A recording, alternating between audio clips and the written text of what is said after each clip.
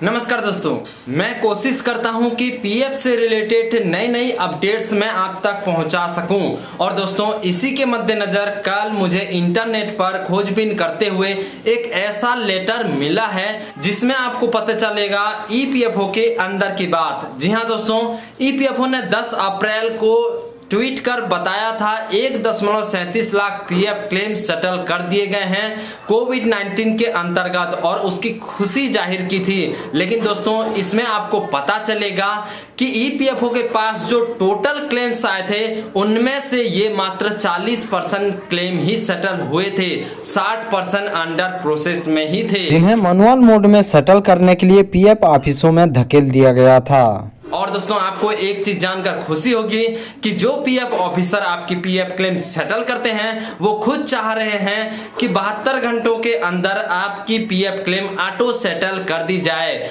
और उनको PF office जाना ना पड़े इस कोविड-19 महामारी के चक्कर में, क्योंकि उनको भी अपने घर परिवार का चिंता है। और दोस्तों, आपको ये भी बात पता चलेगी कि अगर आपकी कोविड-19 के अंतर्गत पीएफ क्लेम सेटल नहीं हुई है 72 घंटों के अंदर और वो अंडर प्रोसेस है, तो वो किस वजह से है, आपकी उसमें क्या गलती है, या तो फिर ईपीएफओ की इसमें क्या गलती है। तो चलिए दोस्तों, आज का ये वीडियो शुरू करते हैं। मैं बताऊंगा इस लेटर के बारे में पूरा आपको ब्यौरा, तो प्लीज इस वीडियो को शुरू से लेकर अंत तक देखते रहिए। अगर आपने अभी तक हमारे चैनल को सब्सक्राइब नहीं किया है तो प्लीज सब्सक्राइब कर लीजिए।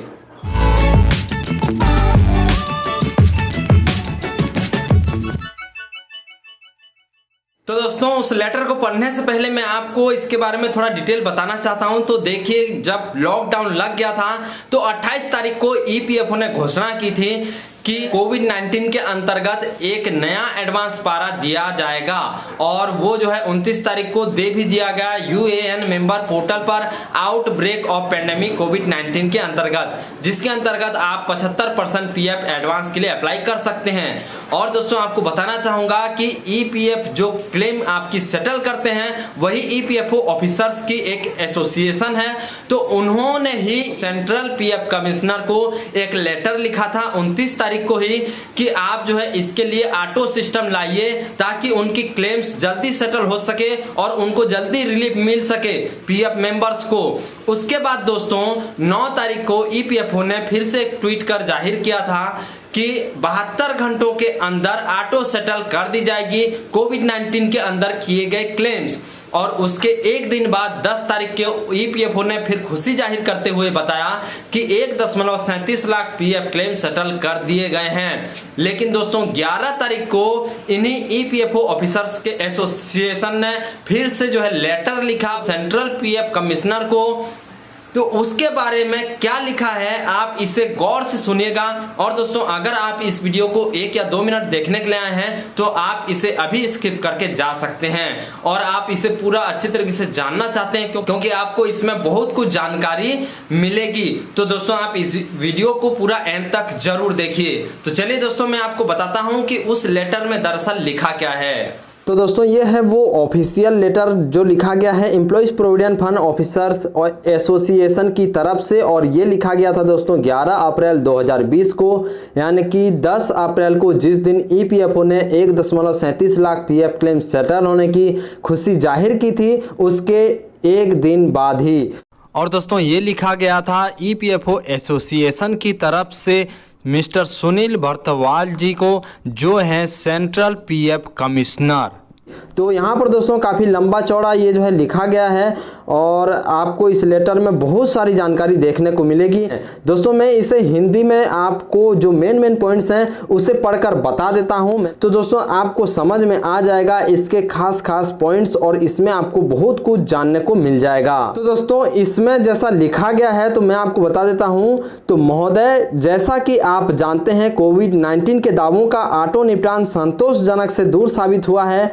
9/4/2020 की रिपोर्ट के अनुसार लगभग 4 लाख कोविड-19 अग्रिम दावे यानी कि एडवांस क्लेम प्राप्त हुए हैं, और केवल 1.37 लाख ऑटो मोड के माध्यम से तय किए गए हैं, यानी कि सेटल किए गए हैं। तो जो ईपीएफओ 1.37 लाख क्लेम्स को ऑटो सेटल करने की बात कर रहा था, तो वहां पर अब आपको पता चल गया कि उस तारीख तक, यानी कि 10 तारीख तक 4 लाख क्लेम्स में से वो 1.37 लाख क्लेम्स जो है सेटल किए गए थे ऑटो मोड में, जो कि 40% ही है, और बाकी 60% क्लेम अंडर प्रोसेस में ही अटक गए थे।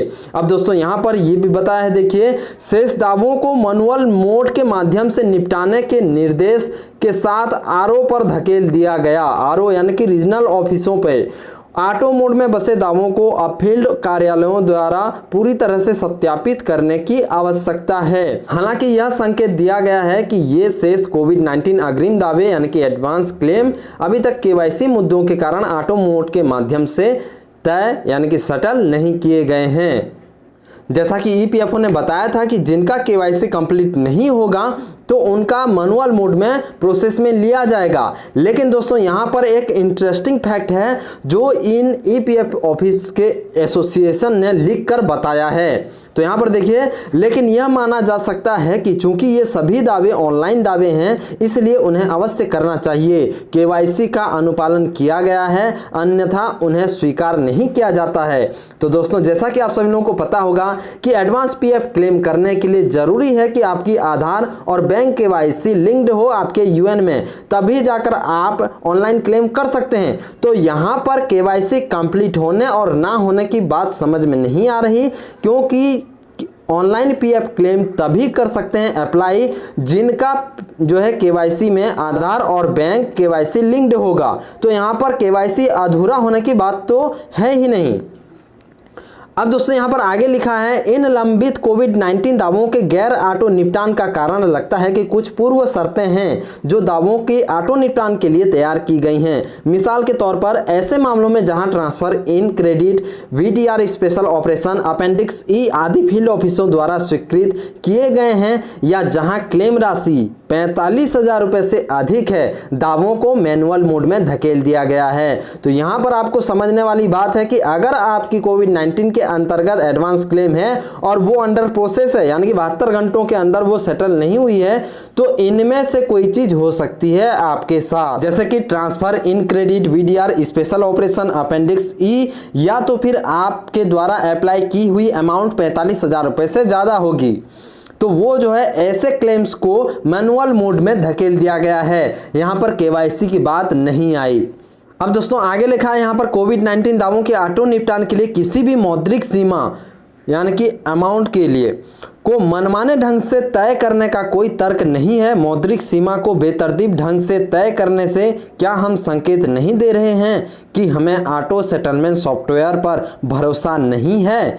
इसके बाद दोस्तों आगे लिखा है इन्होंने, महोदय, न्यूनतम कर्मचारियों के साथ हम कोविड-19 अग्रिम दावों के शेष 60% के साथ साथ समय पर नॉन कोविड दावों को मैनुअल रूप से सेटल करने की स्थिति में नहीं हैं। इसलिए ऐसी आपातकालीन स्थिति के दौरान केवल कोविड-19 दावों यानी कि क्लेम्स और मृत्यु दावों को यानी कि डेथ क्लेम्स को स्वीकार करना अधिक उचित होगा, ताकि हमारे न्यूनतम कार्यबल विशेष रूप से सबसे जरूरी कार्यों पर ध्यान केंद्रित कर सकें। तो यहाँ पर इन्होंने गुजारिश ये की थी कि क्योंकि अभी कोविड-19 का प्रकोप चल रहा है, तो इसमें कम एम्प्लॉइज के साथ जो है काम करना पड़ रहा है। तो ऐसे में जो कोविड-19 के अंतर्गत एडवांस पीएफ क्लेम आ रहे हैं और डेथ केसेस के जो क्लेम्स आ रहे हैं, केवल उन्हीं पर ध्यान दिया जाए और उन्हीं को सेटल किया जाए।